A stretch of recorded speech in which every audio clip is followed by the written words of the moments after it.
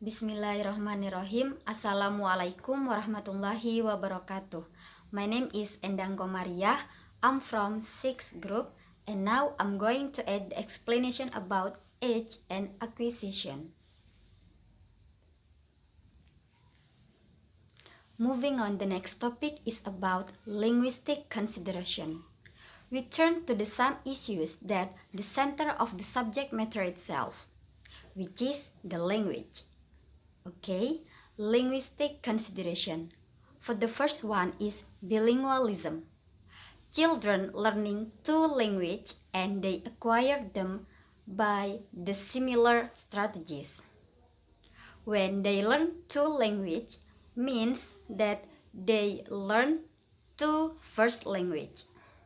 Researchers show a considerable cognitive benefit of early childhood bilingualism, supporting that bilingual children have a greater concept formation and mental flexibility. And bilinguals are not two monolinguals in the same head. Most bilinguals use code switching.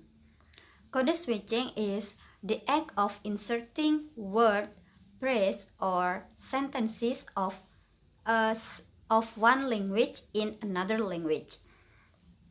So that's why I said that children, there is no problem in code switching or code mixing, because it is clear that children learning two languages used by similar strategies. And the next we have interference between first language and second language. For the children, first language and second language learning system are similar. And for adult, interference exists. They use first language to learn second language. And the researcher confirmed that the linguistic and cognitive process of second language learning in children are in general similar with the strategies in first language. Like I say, that because children use similar strategies when they are learning first language and second language. Meanwhile, adults in acquiring second language, they are more vulnerable. Although adult in acquiring second language is vulnerable, adult can use the first language to be a bridge gaps of second language. Means that they can use first language to learn second language. And the next is about order of acquisition. According to Heidi Duley and Marina Bird, they claim that children learning second language use creative construction process. It is same when they learn about first language. And this claim is supported by the research data collected by Heidi Duley and Marina Bird. The result of research by Heidi Duley and Marina Bird almost same with the research by Roger Brown. Heidi Duley and Marina Bird do research about English as a second language, and Roger Brown do research about English as a first language.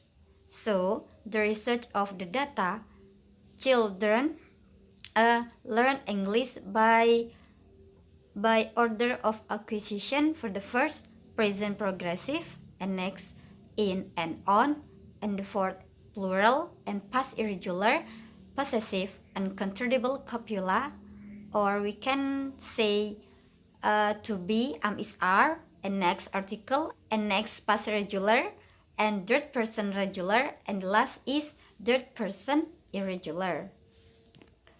And next is about issues in first language acquisition.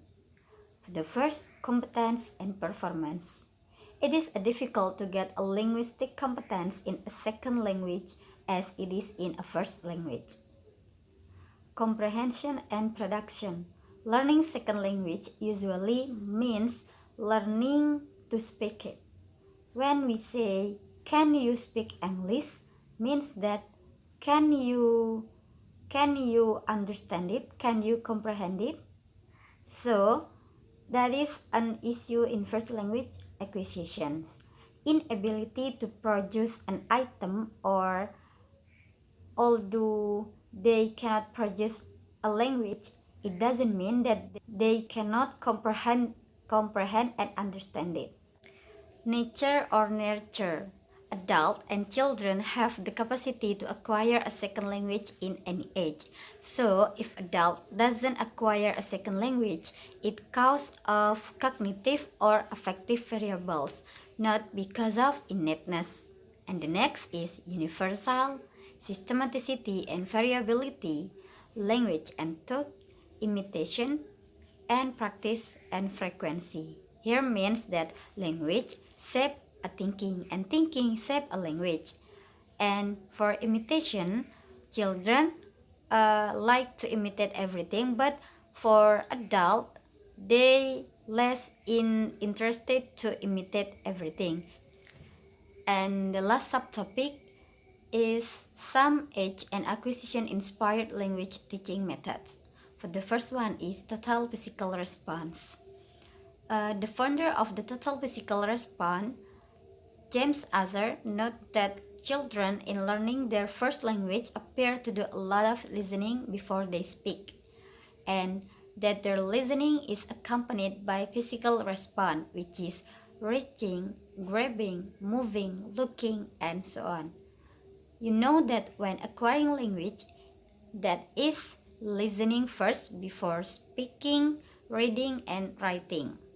And the focus of total physical response is right brain learning. Total physical response is when students hear, do, or say something in the target language. You as the teacher working with the students. When, for example, when you say stand up, the student will stand up. When you say open the door, the student will open the door. And when you say touch your book, the student will touch the books. So that's TPR. TPR means tell anything to them to do any action. They not only say it, but they also do it with a whole body. That's a TPR. And total physical response as a method has a limitation. Total physical response is especially effective for a beginner level, but total physical response less effective in advanced learners' competence. And the last is the natural approach. According to Stephen Carson theory, adults should acquire a second language just as children do. They should be given the opportunity to pick up a language and shouldn't forced to study grammar in the classroom. And for the example, learners should be as relaxed as possible in the classroom. Learners didn't need to say anything during the silent period until they're ready to do so. But the teacher need to make a class that is interesting and stimulate the learners in order they will speak in the class, just like comments, games, and small group work. So the goals is basic interpersonal communication skill, or that is everyday language situation. And that's all from me. Thank you. Wassalamualaikum warahmatullahi wabarakatuh.